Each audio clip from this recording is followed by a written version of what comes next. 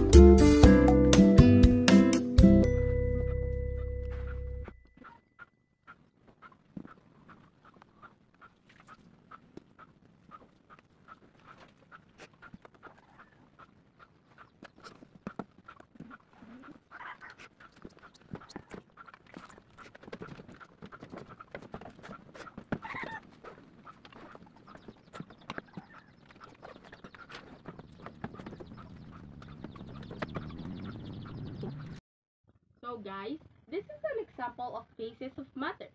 About matter. Matter is something that has mass and volume. Take up space.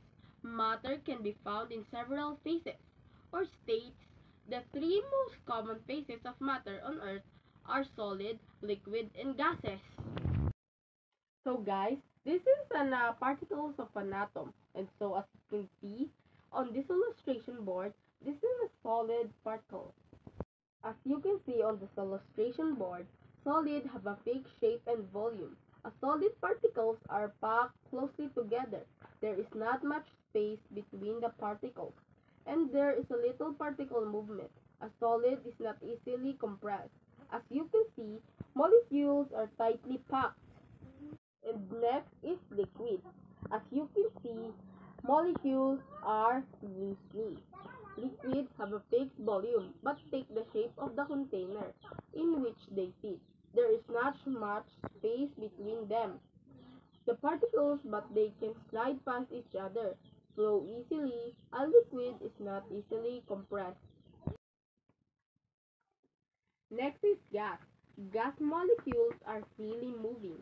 Gas fills the shapes and volumes of the container in which it sits. There is a lot of free space between its particles, and they flow easily past each other. Gas can be compressed. Next is plasma. Plasma is a superheated gas.